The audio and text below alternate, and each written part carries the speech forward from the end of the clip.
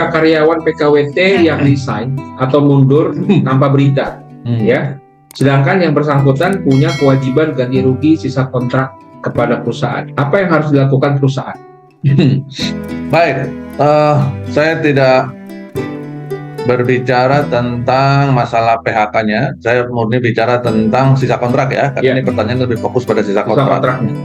Sisa kontrak ini berarti kan asumsi saya si penanya mengarahkan kepada keadaan di pasal 62 di Undang-Undang 13, di mana dalam hal salah satu pihak memutuskan atau mengakhiri perjanjian kerja sebelum berakhirnya PKWT, maka pihak yang mengakhiri tersebut harus membayar ganti kerugian senilai sisa kontrak, kurang lebih begitu. Ya, maka yang perlu kita pahami pertama, kewajiban ini atau pasal ini itu mengikat kepada kedua pihak, baik perusahaan maupun karyawan. Jadi jangan berpikir ini hanya berlaku untuk perusahaan. Kalau perusahaan putusin kontrak, maka perusahaan harus bayar sisa kontrak. Enggak hanya itu, karyawan pun juga terikat dengan pasal ini. Kenapa? Karena dalam pasal 62 itu bunyinya bukan perusahaan atau karyawan, bunyinya adalah salah satu pihak. Ya, salah satu pihak. Jadi salah satu pihak dalam perjanjian kerja itu ya cuman ada dua kan, salah satu dari dua, yaitu perusahaan atau karyawan. Ya, sehingga dua-duanya terikat. Sehingga kalau karyawan pun memutuskan kontraknya sebelum berakhirnya PKWT, maka karyawan juga punya kewajiban bayar ganti kerugian senilai sisa kontrak kepada perusahaan. Nah, dalam pertanyaan ini memang karyawan itu punya kewajiban ganti rugi sisa kontrak, Pak. Dia udah resign atau mundur tanpa berita, itu mangkir ya, kabur, melarikan diri. Apa yang dilakukan perusahaan? Maka perusahaan sebenarnya sudah memiliki hak hukum bisa untuk menuntut sisa kontrak. Ikuti prosedur perselisihan hubungan industrial, dan saya yakin perusahaan sebenarnya memiliki modal yang lebih dari cukup untuk menegakkan aturan itu, ya, untuk menuntut keadilan di sana. Jadi prosedur perselisihan hubungan industrial juga bisa dilakukan oleh perusahaan. Mulai dari bipartitnya, misalkan panggilan, kemudian bipartitnya, kemudian mediasinya, kemudian ke PHI, kemudian terakhir ke kasasi, ke Mahkamah Agung. Ya, itu bisa dilakukan. Apakah itu pernah dilakukan atau Denny pernah tahu? Iya, saya pernah tahu, Pak Abi. Dahulu pada waktu itu masih di Batam, itu pernah terjadi sebuah proses tuntutan kepada karyawan untuk bayar sisa kontrak. Dan sampai akhirnya di pengadilan diputuskan bahwa karyawan harus bayar sisa kontrak.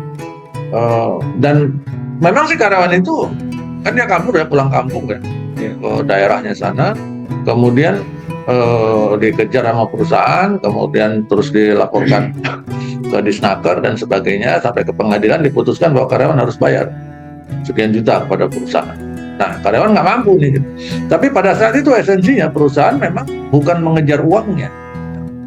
Saat itu perusahaan memang memilih untuk menegakkan aturan, untuk berdiri menuntut hak hukumnya, yaitu ganti rugi sisa kontrak kepada si karyawan untuk kepentingan efek jera.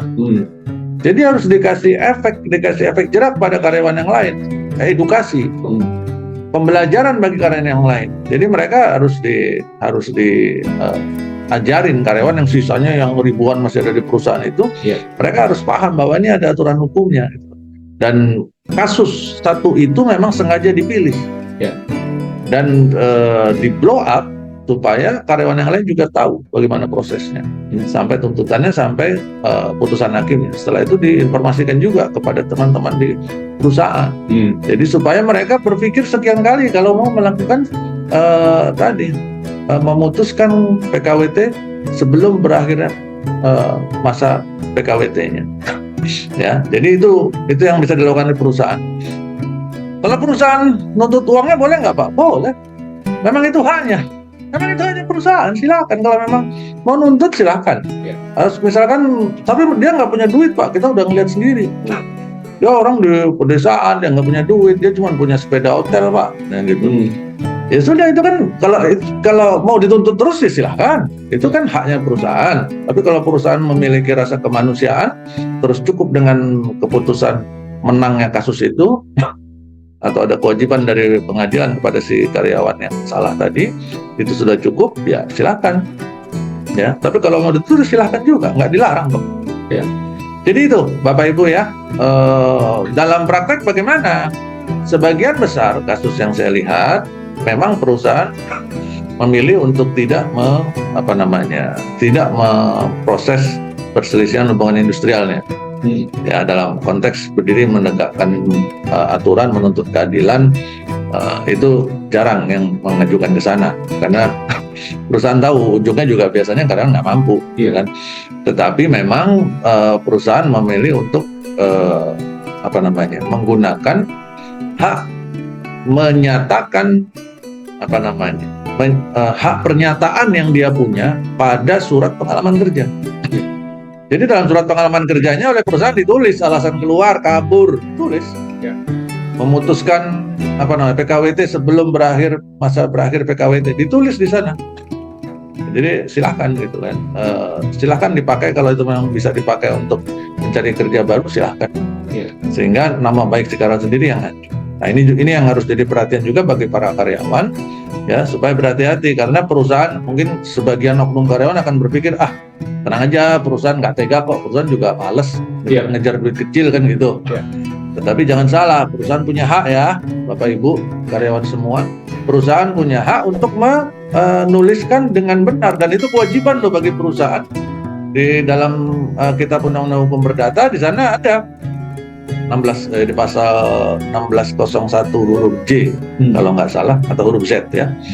Di Kitab Undang-Undang Hukum Perdata disebutkan pengusaha wajib membuat surat atau memberikan surat keterangan kerja yang isinya menyatakan dengan sebenarnya sebab keluarnya. Nah, jadi perusahaan justru wajib mengeluarkan surat keterangan kerja dan wajib juga menyatakan dengan sebenarnya. Jadi nggak boleh bohong. Kalau karyawannya kabur, tulis karyawan kabur, alasan keluar kabur, gitu. Tulis, nggak apa-apa, perusahaan nggak salah, ya. Dan ini buat para karyawan akhirnya mereka harus berpikir sekian kali, karena dokumen itu nggak bisa dipakai kan akhirnya. Kira-kira ada nggak perusahaan lain yang mau terima kalau kita bawa pengalaman kerja seperti itu? Dilihat alasan keluar, Denny alasan keluar kabur, gimana? Kira-kira mau nggak terima ini teman-teman? Nah, makanya Bapak Ibu karyawan sekalian, kita harus berhati-hati pada saat kita menandatangani perjanjian kerja waktu tertentu, 1 tahun, 2 tahun, 3 tahun, atau 5 tahun. Berarti kita harus komit untuk menyelesaikan.